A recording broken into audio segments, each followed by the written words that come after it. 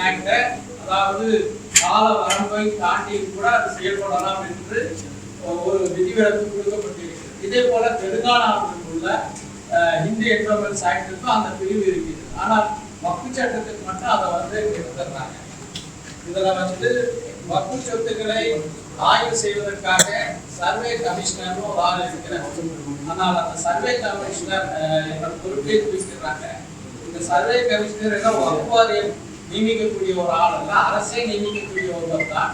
அவர் நாட்டில் பொதுவாக சர்வே செய்யக்கூடிய பணி அவருக்கு இருக்கிறது. அவரை எடுத்து விட்டு மாவட்ட ஆட்சித்தலைவருக்கு அந்த பொறுப்பை கொடுக்குறாங்க. என்ன ஆகுதுன்னா, மாவட்ட ஆட்சித்தலைவர் சர்வேயும் பண்ணுவார். அதே போல அந்த சொத்து அரசு சொத்து என்றால் அதுக்கு அவரே உரிமை கொண்டாடுவார் என்பது மிகவும் மோசமான ஒரு மரபாக இருக்கின்றது. இப்படியாக பல முரண்பாடுகள் இந்த சட்டத்துல இருக்கின்றது. குறிப்பாக சொல்ல வேண்டும் என்றால், இந்தியாவினுடைய நாடாளுமன்ற வரலாற்றில் மொத்தம் 115 திருத்தங்களை கொண்ட ஒரு சட்டம் இதுவரை ஏற்றப்படவே இல்லை. இந்த வக்ஃபு வாரிய திருத்த மசோதாவை 33 புதிய விதிமுறைகளை உள்ளே நுழைக்கிறார்கள், 45 விதிமுறைகளை மாற்றுகிறார்கள், 37 விதிமுறைகளை நீக்கிவிட்டார்கள். ஆக மொத்தம் 115 திருத்தங்களை கொண்டு வந்திருக்கிறார்கள். இதனுடைய ஒட்டுமொத்தமான நோக்கம் என்று என்னவென்றால், வக்ஃபுக்கான உரிமைகள் அனைத்தையும் பறிக்க வேண்டும் என்பதுதான் ஒன்றிய பாஜக அரசு. இப்படி திருத்தங்களை கொண்டு நேரடியாக வக்ஃபு சட்டமே இல்லை, 1995 ஏற்றப்பட்ட வக்ஃபு சட்டமே இல்லை என்று சொல்வதற்கு பதிலாக இப்படியான திருத்தங்களை கொண்டு வக்ஃபு சொத்துக்களை கபலீகரம் செய்யக்கூடிய மிக மோசமான ஒரு வேலையை ஒன்றிய பாஜக அரசு செய்திருக்கிறது. இதையெல்லாம் கண்டித்துதான் எங்களுடைய கூட்டமைப்பினுடைய போராட்டம் அக்டோபர் 4ஆம் தேதி வெள்ளிக்கிழமை மாலை 4 மணிக்கு நடைபெறுகிறது. இந்த போராட்டத்தில் அனைத்து இந்திய முஸ்லிம் தனியார் சட்ட வாரியத்தினுடைய தலைவர் மௌலானா காலித் சைஃபுல்லா ரஹ்மானி, முஸ்லிம் தனியார் சட்ட வாரியத்தினுடைய பொதுச் செயலாளர் மௌலானா ஃபஸ்லூர் ரஹீம் முஜத்திபி அவர்கள் பங்கு கொள்கிறார்கள். அது மட்டுமல்லாமல் திராவிட முன்னேற்ற கழகத்தின் சார்பாக திராவிட முன்னேற்ற கழகத்தினுடைய நாடாளுமன்ற குழு தலைவர் திருமதி கனிமொழி கருணாநிதி அவர்கள் பங்கு கொள்கிறார்கள். காங்கிரஸ் கட்சியின் சார்பாக திருவள்ளூர் நாடாளுமன்ற உறுப்பினர் சசிகாந்த் செந்தில் அவர்கள் பங்கு கொள்கிறார்கள். விடுதலை சிறுத்தைகள் கட்சியினுடைய தலைவர் நாடாளுமன்ற உறுப்பினர் தோல் திருமாவளவன் அவர்கள் பங்கு கொள்கிறார்கள். மறுமலர்ச்சி திராவிட முன்னேற்ற கழகத்தினுடைய நாடாளுமன்ற உறுப்பினர் துரை வைகோ அவர்கள் பங்கு கொள்கிறார்கள். மார்க்சிஸ்ட் கம்யூனிஸ்ட் கட்சியின் சார்பாக மதுரை நாடாளுமன்ற உறுப்பினர் சு வெங்கடேசன் அவர்கள், இந்திய கம்யூனிஸ்ட் கட்சியின் சார்பாக திருப்பூர் நாடாளுமன்ற உறுப்பினர் சுப்பராயன் அவர்களும், இந்தியன் யூனியன் முஸ்லீம் லீகினுடைய ராமநாதபுரம் நாடாளுமன்ற உறுப்பினர் நவாஸ் கனி அவர்களும் பங்கு கொள்கிறார்கள். பெருந்திரளாக ஆயிரக்கணக்கான மக்கள் இந்த போராட்டத்தில் பங்கு கொள்கிறார்கள். சார், இப்போ இந்த ஜேபிசி கமிட்டியோட கூட்டம் நடந்துச்சு. பல இஸ்லாமிய கட்சியில கருத்து இருக்காங்க, அனுமதிக்கல அப்படி மாதிரி குற்றச்சாட்டு வச்சிருக்காங்க. எதிர்கட்சி தலைவர் சொல்லியிருக்காங்க. ஏன் அது என்ன காரணம்? ஏன்னா உங்க பிரதிநிதியா இப்போ உங்க கட்சி சார்பாக உள்ளதாரு வக்ஃபு தலைவர் இருந்தாப்புல மற்ற இஸ்லாமிய கட்சியோட கருத்துக்கள் அவங்க அனுமதிக்கலையா, ரெக்கமெண்ட் பண்ணல, என்ன காரணம்?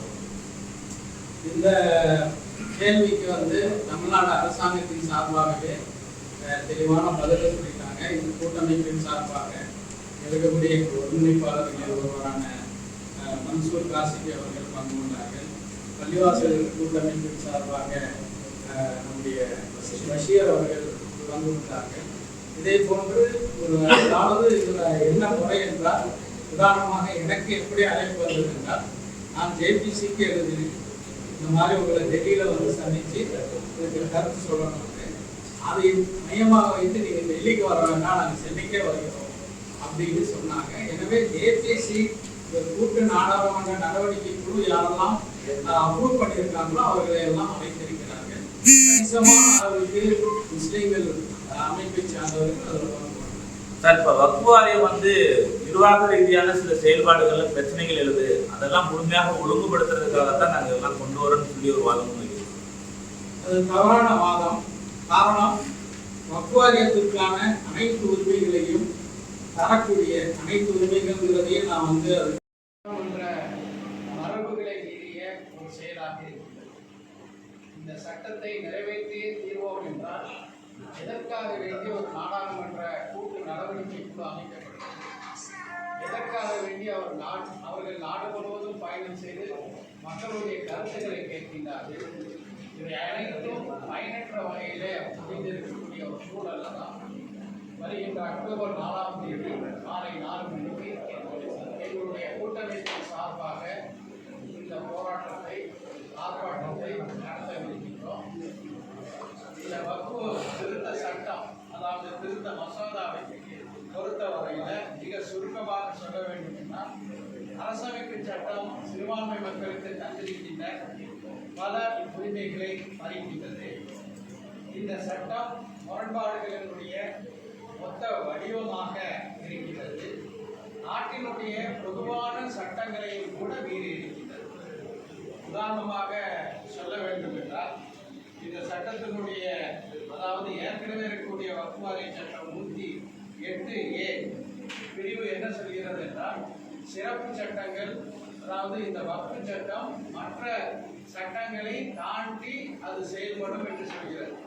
நாட்டில் பல சிறப்பு சட்டங்கள் ஏற்றப்படும் போது அது பொதுவான சட்டத்தை மீறி அந்த ஸ்பெஷல் ஆக்ட் தான் ப்ரிவேல் ஆகும். இது உச்ச நீதிமன்றத்தினுடைய தீர்ப்பிலேயே சொல்லப்பட்டிருக்கிறது. அதையும் மீறி இந்த சட்டம் ஏற்றப்பட்டிருக்கிறது. அதே போல லிமிட்டேஷன் ஆக்ட் என்று சொல்லக்கூடிய ஒரு பிரிவு வக்ஃபு சட்டத்தில் 107வது பிரிவாக இருந்தது. அந்த பிரிவை நீக்குகிறார்கள்.